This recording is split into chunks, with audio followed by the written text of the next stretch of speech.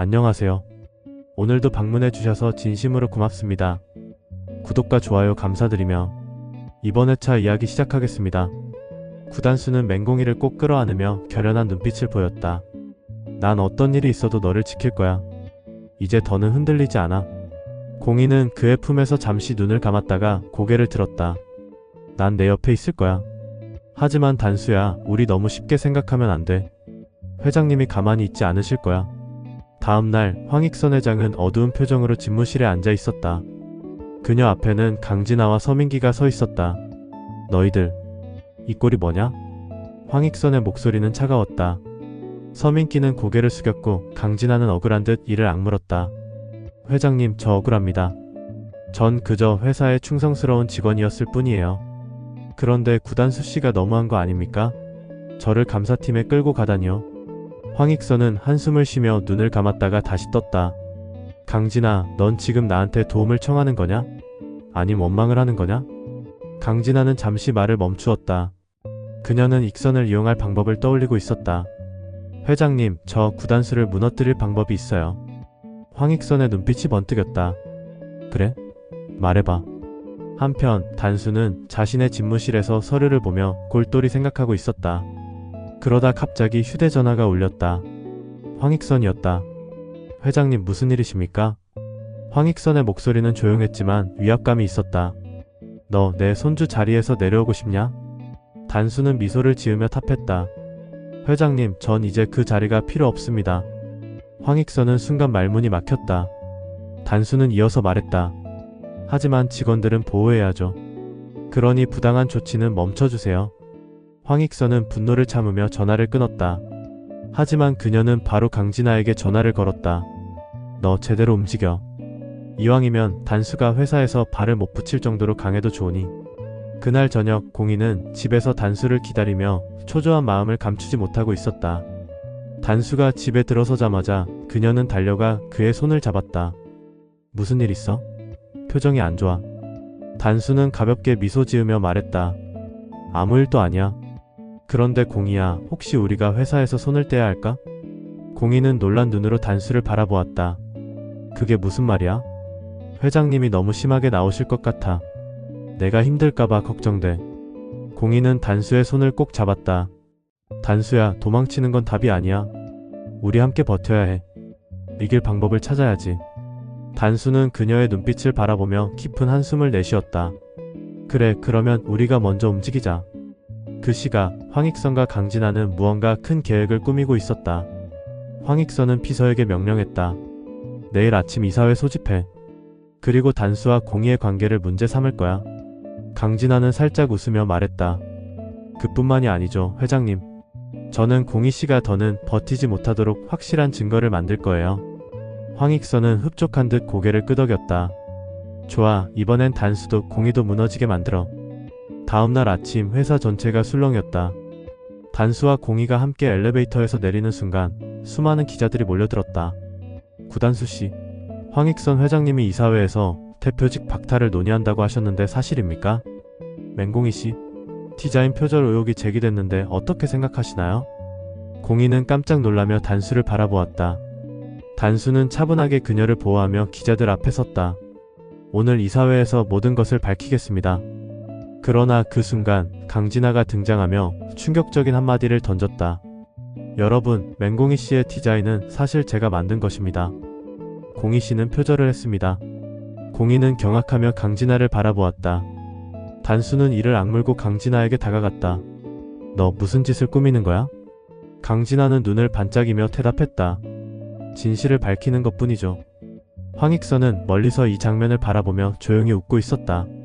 이제 시작일 뿐이야, 단수야. 내가 이길 수 있을 것 같아. 한편 공희는 억울함을 참지 못하고 바로 기자들 앞에서 입을 열었다. 전 표절을 하지 않았습니다. 그 증거도 있습니다. 그러나 강진아가 조작해서 미리 준비한 서류를 공개하며 공희를 압박했다. 이 계약서를 보십시오. 공희 씨의 디자인 자료가 이미 유출되어 있었던 정황이 있습니다. 공희는 당황하며 단수를 바라보았다. 하지만 단수는 미소를 지으며 그녀의 손을 꼭 잡았다. 걱정 마, 공희야. 우리에겐 아직 희망이 있어. 그러나 황익선은 그들을 향해 냉소를 지으며 중얼거렸다.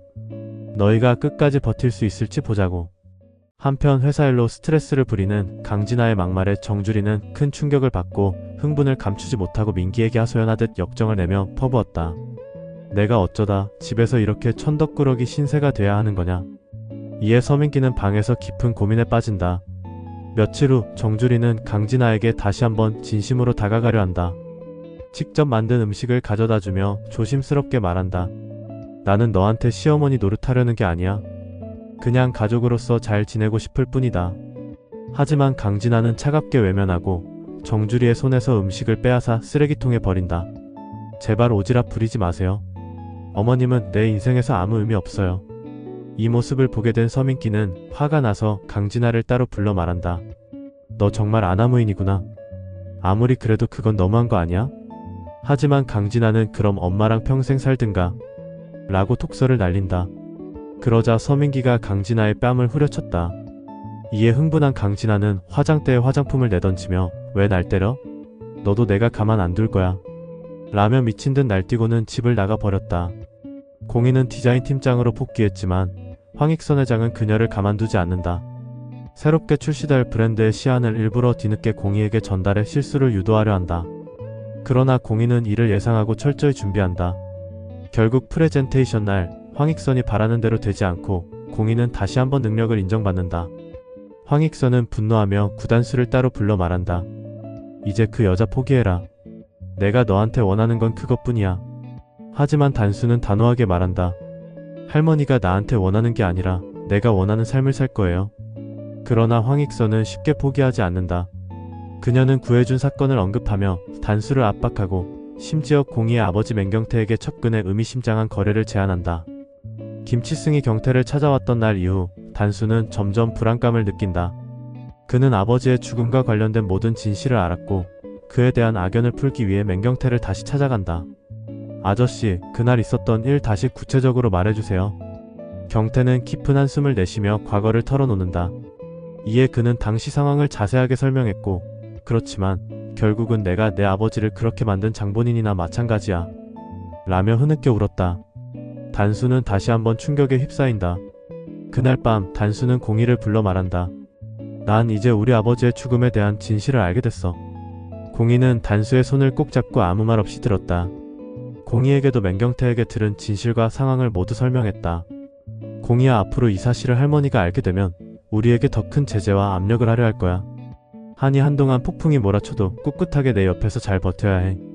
단수의 말에 공희는 아빠를 대신해 무척 미안한 마음이 들면서도 이 상황에서 자신을 지켜주려는 단수의 의지에 고마움을 넘어선 존경심까지 들었다. 단수야, 미안해. 아빠도 고의가 아니었으니 내가 이해와 용서를 해주면 좋겠어.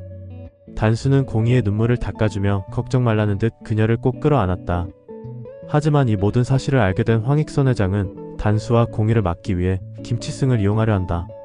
서덕수를 통해 김치승을 만난 황 회장은 당신이 용서받을 방법은 지금 내 손주가 만나고 있는 맹공희와 그의 아버지 맹경태를 어떻게든 해줬으면 하는데 라고 말을 흘렸다. 이에 김치승은 내 회장님께 사죄하는 마음으로 제가 맹씨 집안을 작업하겠습니다. 라며 고개를 숙였다. 이후 김치승은 단수를 찾아와 말한다. 넌 그냥 내 할 일이나 해. 너도 내 아버지처럼 되고 싶지 않으면. 단수는 이에 굴하지 않고 오히려 김치승을 압박한다. 당신 이번에 다시 잡혀가면 모범 쓰고 나발이고 가중처벌로 평생 빵에서 살아야 될 거야. 혹시라도 허튼 짓 하면 내가 가만히 안 둘거니 조심해. 단호하고 냉철한 말로 김치승에게 한방 먹이듯 경고하는 단수를 보며 김치승은 흠칫 놀라는 모습이다. 이 모든 갈등이 정점에 치닫는 가운데 인물들은 각자의 선택을 해야 하는 기로에 선다. 강진아는 민기의 변화에 불안감을 느끼고 이를 붙잡기 위해 새로운 계획을 세운다. 정주리는 결국 단호한 결정을 한다. 너희 둘 나가 살던가 아니면 헤어져라. 내가 이 나이에 무슨 호사를 누리겠다고 예비 며느리 스트레스까지 받아가며 살 이유가 있겠니? 이 말에 민기와 진아는 당황했지만 한편 민기는 속으로 어머니의 선 끊는 말이 다행이라는 생각이 들었다. 강진아는 어머니 후회하지 않으시겠어요? 저 아니면 민기씨 출세시킬 사람 또 있을까요? 라며 은근한 협박성 발언을 했지만 정주리와 서민기는 말 같지 않은 소리라는 듯 대꾸도 하지 않았다. 한편 단수와 공희는 진실을 찾기 위해 더욱 단단히 뭉친다. 하지만 황 회장의 압박은 점점 거세진다. 황 회장에게 지시를 받은 김치승은 또 다른 계략을 꾸미며 맹경태와 공의를 위험에 빠뜨릴 준비를 한다. 모두가 서로를 시험하는 순간 과연 어떤 선택이 이들의 운명을 바꿀 것인가? 이어지는 강진아의 충격적인 결정, 구단수와 맹공의를 덮치는 또 다른 위기, 그리고 황익선 회장의 마지막 카드. 더욱 흥미를 유발시키는 다음 이야기가 기대됩니다. 이상으로 이번 회차 예상 스토리를 마치겠습니다. 다음 회차도 구독과 좋아요, 시청 부탁드립니다. 다시 한번 감사드립니다.